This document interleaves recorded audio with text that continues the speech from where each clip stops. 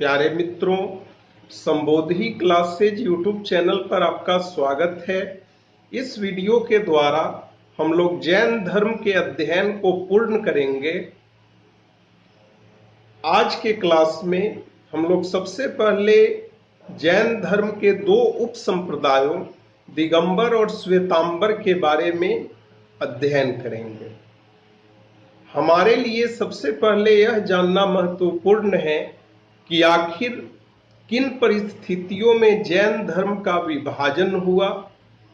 तो हुआ यह कि लगभग 300 ईस्वी पूर्व मगध अर्थात दक्षिण बिहार में भयंकर अकाल पड़ा और अकाल के दौरान कुछ जैन भिक्षु आचार्य भद्रबाहु के नेतृत्व में दक्षिण भारत की ओर चले गए और आगे चलकर वे लोग नग्न या नंगे रहने लगे।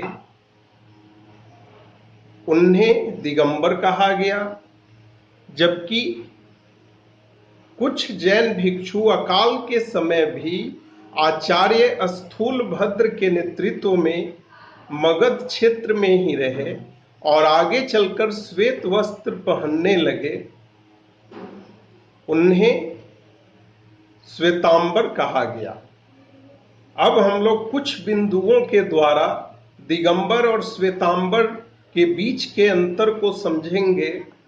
जहां दिगंबर संप्रदाय यह मानता है कि मोक्ष की प्राप्ति के लिए वस्त्र का त्याग अनिवार्य है या आवश्यक है, वहीं श्वेतांबर संप्रदाय का कहना है कि नहीं, मोक्ष प्राप्ति के लिए वस्त्र त्यागने की आवश्यकता नहीं है। दूसरी बात, श्वेतांबर परंपरा स्त्रियों को निर्वाण का अधिकारी मानता है। कहने का आशय यह कि श्वेतांबर संप्रदाय का कहना है कि स्त्रियां इसी जीवन में मोक्ष या निर्वाण प्राप्त कर सकती हैं, जबकि दिगंबर संप्रदाय का मानना है कि स्त्रियों को मोक्ष का अधिकार प्राप्त नहीं है। इसी प्रकार से श्वेतांबर परंपरा के अनुसार कैवल्य अर्थात ज्ञान की प्राप्ति के बाद भी लोगों को भोजन की आवश्यकता होती है, जबकि दिगंबर संप्रदाय का कहना है कि नहीं, आदर्श साधु जो होते हैं, आदर्श भिक्षु जो होते हैं, उन्हें भोजन ग्रहण नहीं करना चाहिए। कहने का मतलब यह कि ज्ञान अर्थात कैवल्य की प्राप्ति के बाद जैन भिक्षुओं को भोजन ग्रहण नहीं करना चाहिए। श्वेतांबर और दिगंबर परंपरा के बीच जो अगला अंतर है वह यह कि श्वेतांबर परंपरा जैन धर्म के 19वें तीर्थंकर मल्लीनाथ को स्त्री मानता है, जबकि दिगंबर संप्रदाय या दिगंबर परंपरा मल्लीनाथ को पुरुष मानता है। इसी प्रकार से जहां श्वेतांबर संप्रदाय का मानना है कि महावीर का विवाह यशोदा से हुआ और यशोदा से उन्हें प्रिय दर्शना नामक पुत्री हुई, जबकि दिगंबर संप्रदाय का कहना है कि महावीर अविवाहित थे। अब हम लोग जैन संगीतियों अर्थात सम्मेलनों और जैन साहित्यों के बारे में अध्ययन करेंगे। सबसे पहले हमारे लिए यह जानना महत्वपूर्ण है कि जैन धर्म में कुल मिलाकर 46 पवित्र ग्रंथ माने जाते हैं, जिनमें 12 अंग हैं, 12 उपांग हैं, 12 अंग हैं, 12 उपांग हैं, 10 प्रकीर्ण है, 6 छंद सूत्र है, 4 मूल सूत्र है और 2 मिश्रित ग्रंथ है। जहां तक जैन धर्म के पहले संगीति की बात है, तो जैन धर्म का पहला संगीति 320 ईस्वी पूर्व में मौर्य शासक चंद्रगुप्त मौर्य के शासन काल के दौरान पाटलिपुत्र में हुआ और जैन धर्म के पहले संगीति की अध्यक्षता आचार्य स्थूलभद्र ने किया। आचार्य स्थूलभद्र ने किया। पाटलिपुत्र में जो पहली जैन संगीति हुई उसमें 11 अंगों का प्रणयन अर्थात पाठ किया गया, जबकि 12वां अंग किसी को याद नहीं था, इसलिए उसका पाठ नहीं किया जा सका।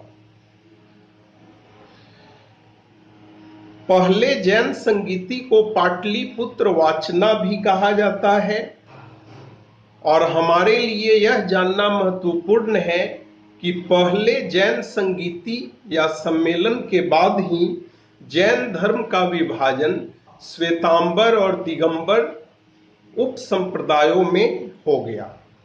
जहां तक जैन धर्म के दूसरे सम्मेलन की बात है, तो द्वितीय जैन संगीति जो है 300 ईस्वी से लेकर 313 ईस्वी के दौरान मथुरा में आयोजित हुआ, और इस दूसरे जैन संगीति के अध्यक्ष आर्य स्कंदिल थे।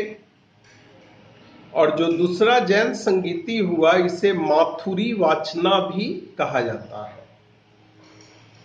जबकि तृतीय जैन संगीति 453 ईस्वी में गुजरात के वल्लभी में हुआ, और तृतीय जैन संगीति की अध्यक्षता देवर्धि क्षमा श्रवण ने किया।